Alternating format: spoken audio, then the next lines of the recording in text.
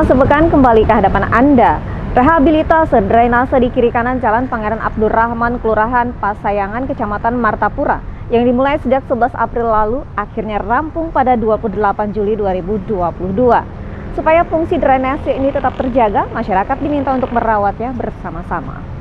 Rehabilitasi drainase di kiri kanan Jalan Pangeran Abdurrahman oleh CP Sahabat Sejatinada selaku pemenang lelang senilai 640 juta rupiah sebelumnya ditargetkan rampung 9 Juli 2022 lalu. Namun setelah Dinas PUPRP Kabupaten Banjar melakukan koordinasi dengan Dinas PUPR Provinsi Kalimantan Selatan, pengerjaan proyek ini sedikit mengalami perubahan. Bila semula pengerjaan sepanjang 131 meter mengalami penambahan, yakni pengerjaan drainase sisi kiri jalan sepanjang 137 meter dan sisi kanan sepanjang 160 meter. Setelah dilakukan adendum kontrak, masa berakhir pengerjaan pada 31 Juli 2022 dan berhasil diselesaikan pada 28 Juli 2022 dengan masa perawatan selama 6 bulan. Kepala Bidang Sumber Daya Air Dinas PUPRP Kabupaten Banjar, Jimmy, mengajak masyarakat agar bersama-sama menjaga dan merawat drainase ini agar fungsinya bisa optimal. Kami melakukan pemantauan ke lapangan, alhamdulillah drainase yang kita lakukan rehabilitasi berfungsi dengan baik. Apalagi ini sudah terkoneksi dengan rehabilitasi drainase yang dilakukan oleh Dinas PUPR Provinsi Kalimantan Selatan. Pekerjaan sudah rampung, kami harapkan kita sama-sama bisa menjaga infrastruktur yang ada dengan cara seperti apa, ya jangan sampai buang sampah sembarangan. Terus yang kedua juga saling memelihara lah, saling mengingatkan satu sama lain. Sementara itu Ketua RT 03 Kelurahan Pasayangan Muhammad Fakih menyampaikan rasa syukur atas rampungnya rehabilitasi drainase di Jalan Pangeran Abdurrahman ini. Namun ia menyoroti kurang rapinya pengerjaan di sejumlah titik drainase yang hendaknya menjadi perhatian pihak kontraktor dalam masa pemeliharaan. Kita ucapkan terima kasih atas pengerjaan ini, sudah selesai, rampung semua. Cuman keluhan warga pengerjaannya ada sedikit kurang rapi. Kurang rapinya di mana nih? Ya bisa dilihat sendiri posisinya, ada yang renggang, ada yang naik turun, kurang lurus, kurang kencang segala macam. Posisinya ini ya maklum ya, kita maklum juga sebelumnya juga di bawah kan di dasar bawah tuh banyak pipa, pipa PDAM, pipa bekas-bekas kabel optik segala macam, itu yang menghambat. Jadi agak sedikit susah. Mudah-mudahan bisa dipantau lagi dalam masa perawatan 1 bulan inilah. Kalau bisa waktu hujan kayak seperti kemarin kan bisa dicek lagi di sini.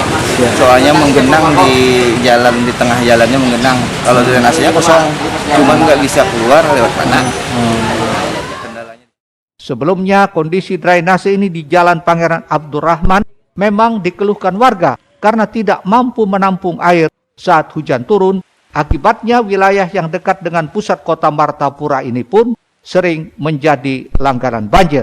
Ahmad Ramadhani, Banjar TV. Selanjutnya pemirsa, sebanyak 358 jemaah haji kloter 07 atau kloter terakhir asal kota Banjarmasin, Kabupaten Banjar, Hulu Sungai Tengah, Tanah Bumbu dan kota Palangkaraya tiba dengan selamat di Banua pada Selasa 2 Agustus lalu. Namun demikian, ada 1 orang jemaah haji Kalsel yang belum bisa dipulangkan lantaran sedang menjalani perawatan di Rumah Sakit King Abdullah, Arab Saudi.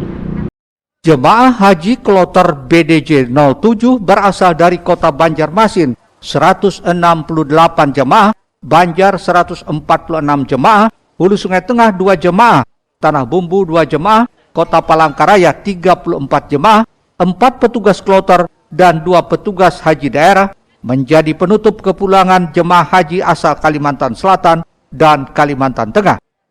Jemaah ini diberangkatkan dari Bandara Pangeran Muhammad bin Abdul Aziz Madinah menggunakan pesawat Garuda Indonesia nomor penerbangan GA8207.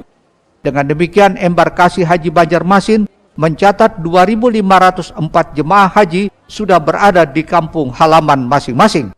Terdiri dari jemaah haji Kalimantan Selatan 1.758 dan 752 jemaah asal Kalimantan Tengah dari total 2.510 yang diberangkatkan pada musim haji 2022 ke Tanah Suci.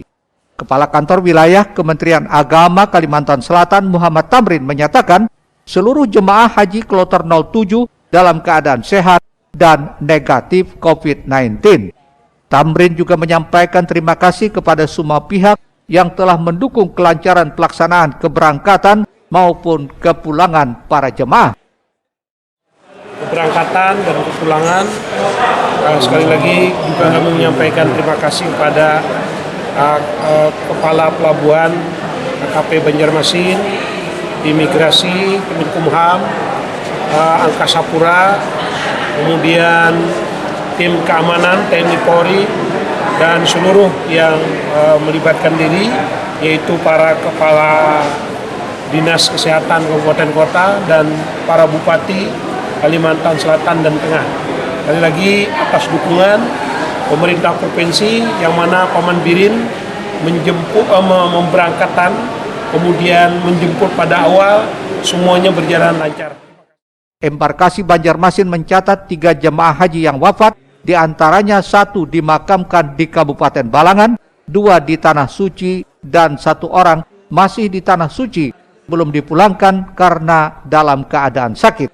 Ahmad Ramadhani, Banjar TV.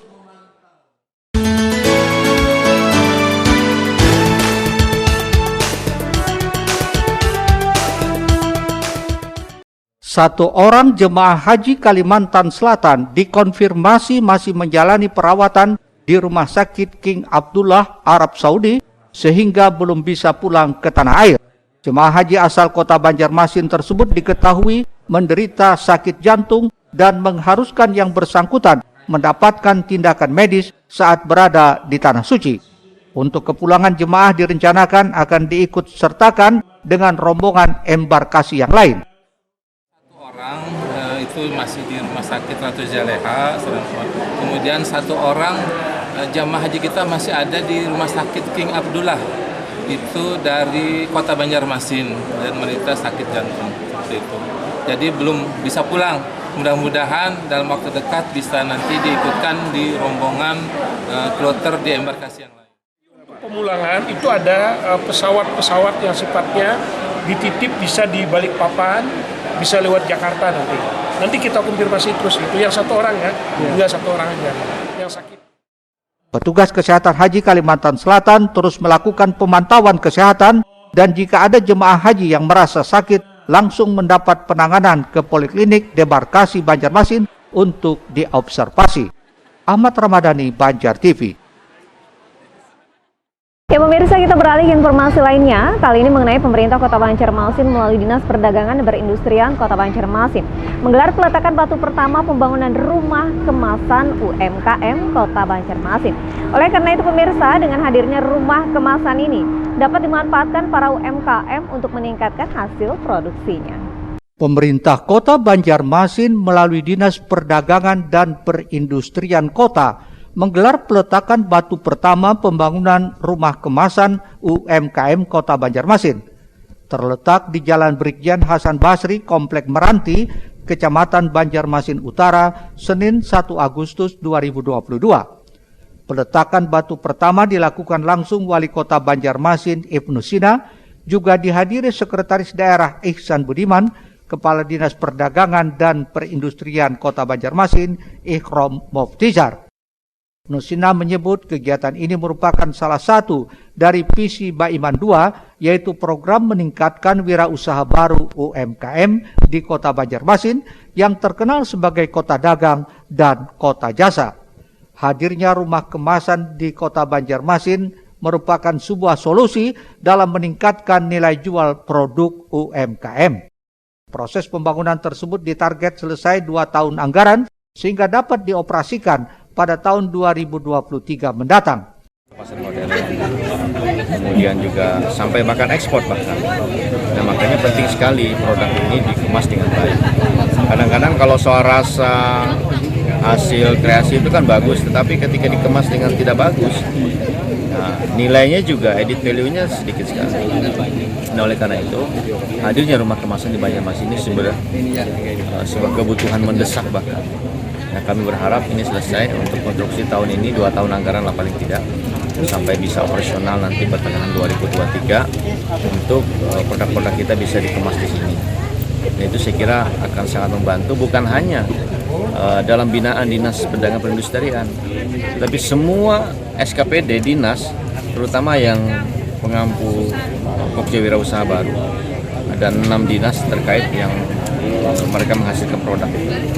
Ini juga bisa menggunakan dan memanfaatkan ini. Jadi saya kira kita dukung sepenuhnya dan mudah-mudahan lancar dalam pembangunan. Mohail, Banjar TV.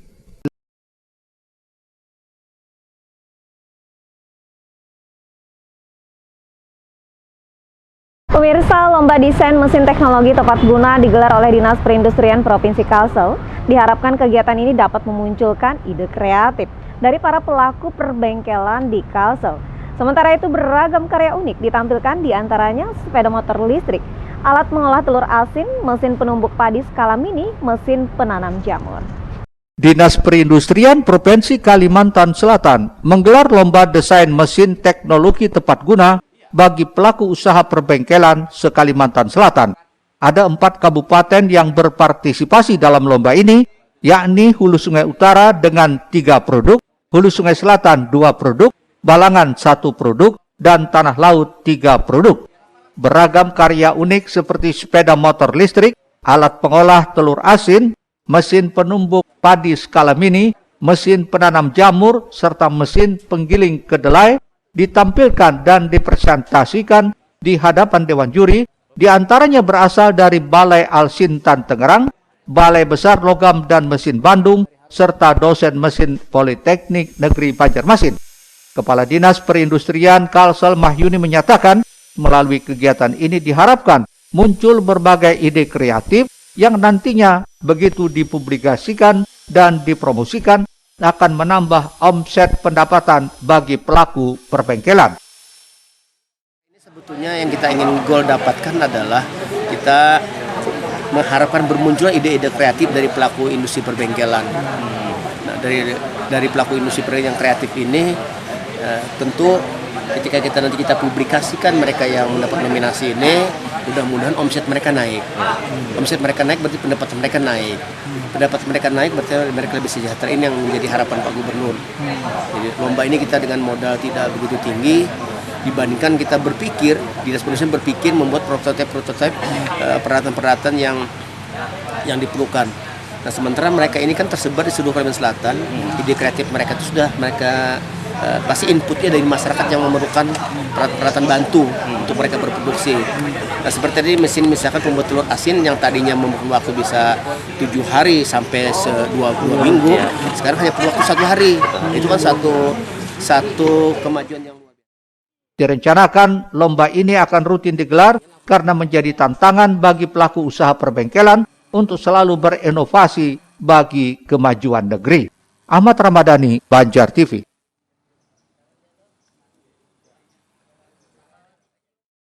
Selanjutnya akan kita simak bersama, pelaku pariwisata diminta pasang bendera merah putih setelah pariwara berikut ini.